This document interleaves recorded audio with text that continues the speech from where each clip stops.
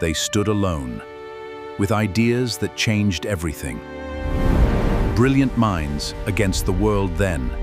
Welcome to your dose of wowness. Somewhere in Baltimore, around 1828, a child is tearing pieces from a biscuit. He is handing them, one at a time, to white children in the street who do not know that they are making him the most dangerous person in the state of Maryland.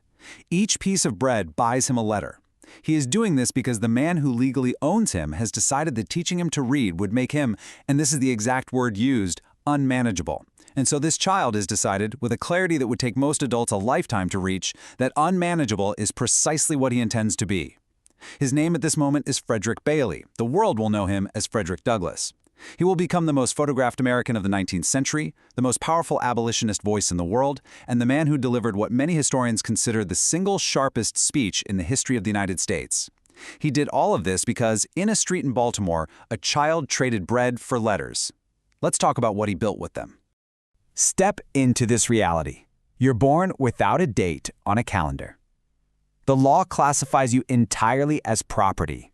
You're separated from your mother before you can even memorize her face. She's forced to walk 12 miles in the dead of night, navigating brutal terrain just to sit with you for 1 hour. And then, she dies when you're barely 7 years old. You're left with nothing but shadows of her memory. Now, this system's design? It's no accident. It deliberately fractures your family because stripping away that human connection is a primary mechanism of control. Every single legal, social, and economic tool of the antebellum South is aimed squarely at ensuring you cannot own your body, your labor, or your future. You are reduced to a literal entry in a ledger. Your humanity is systematically denied every single day, and it's enforced by the whip, the law, and the pulpit. Day 4 of 10. We started this arc with a doctor who was right about hand-washing and died in an asylum for it. We are now in different territory.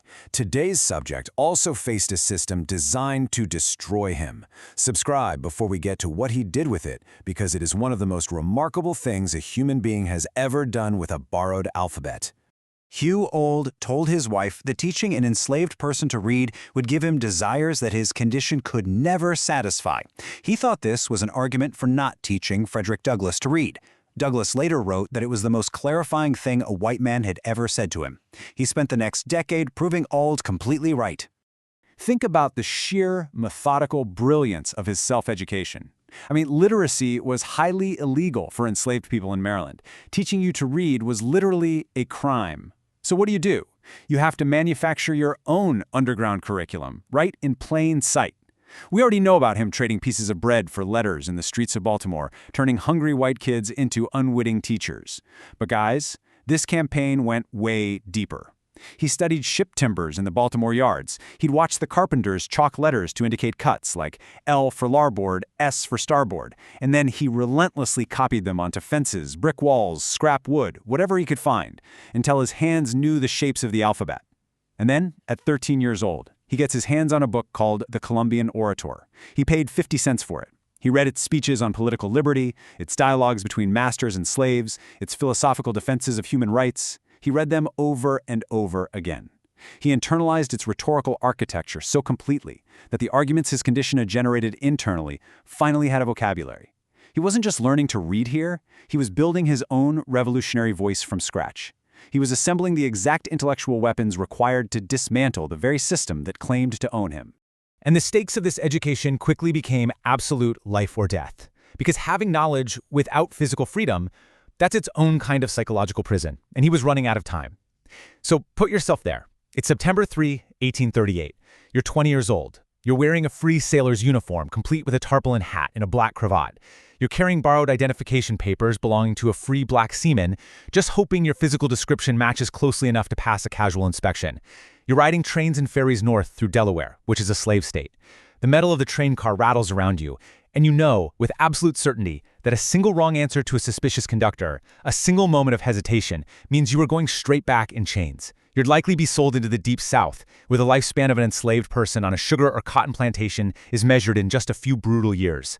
The tension is suffocating. The conductor approaches. You hand over the papers. He looks at them, looks at you, and hands them back. You survive it. You step into New York City on September 4th as a fugitive, but for the first time in your life, you belong to yourself. He named himself. He walked into New York City without a legal identity, without a recorded birth date, without a name that had been his own, and he chose one from a poem. Frederick Douglass.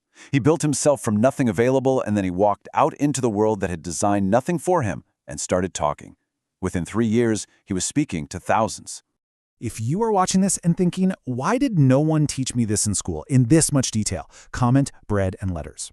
We are going to talk in the next few minutes about a speech he gave in 1852 that we think is the sharpest thing said in public in American history, and we want you to tell us afterward whether you agree.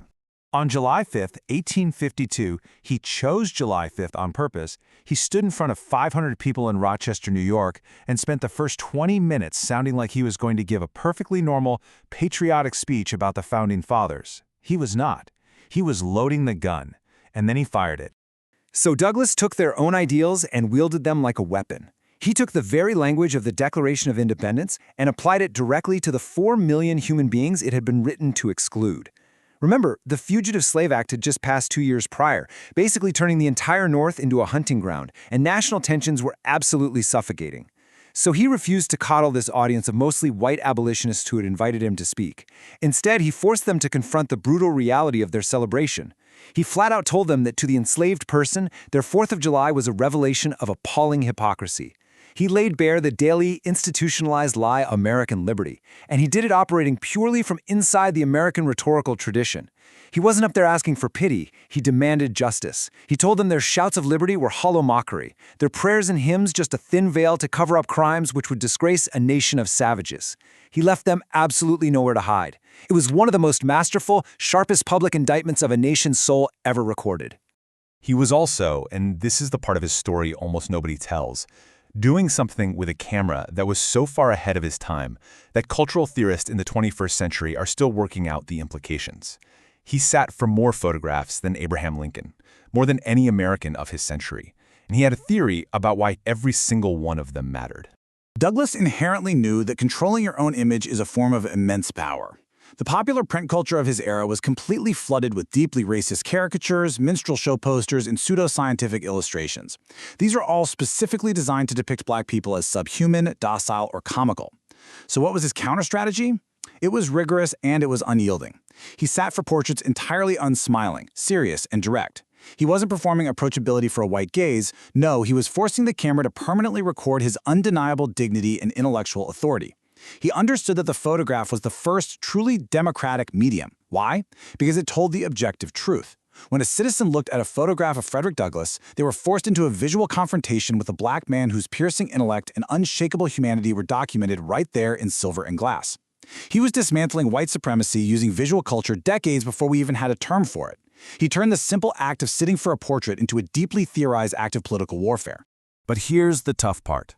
Outlasting your opponents in an intellectual arena does not mean the system just stops fighting back. Douglass survived to see the legal end of slavery, a monumental victory that cost the lives of hundreds of thousands. But he also lived long enough to watch the promise of Reconstruction completely collapse. He saw the aggressive rise of Jim Crow laws, the systematic disenfranchisement of black Americans, and the legal re-entrenchment of a racial hierarchy that simply replaced physical chains with economic and legal ones. It really highlights a painful truth. Destroying the legal framework of an oppressive system does not immediately destroy the culture that built it. He beat the structural logic of slavery for sure, but he clearly understood that winning the moral argument and winning the actual generational war for equality were two entirely different things. Frederick Douglass died on February 20th, 1895. He had spent that morning at a meeting of the National Council of Women. His last public act was advocacy. It had also been his first, in a Massachusetts hall in 1841, when he stood up almost on instinct and started telling the truth to people who needed to hear it. Between those two moments were 54 years of speeches, books, newspapers, photographs, arguments, audiences, presidents, wars, and a country that he spent his entire life trying to hold to the standard of its own founding promises. He was born without a recorded birthday. He chose one for himself. He was born without a name. He chose one. He was born into a system designed at the legal and constitutional level to prevent him from becoming what he became. He became it anyway, and then he spent the rest of his life arguing that becoming it should not have required that much from one person. He was right about that too. Tomorrow, we stay in the same America, a different decade, a different kind of starting point that should have been impossible, and a woman who built an empire out of nothing in the years just after the law finally, barely changed. We will see you then.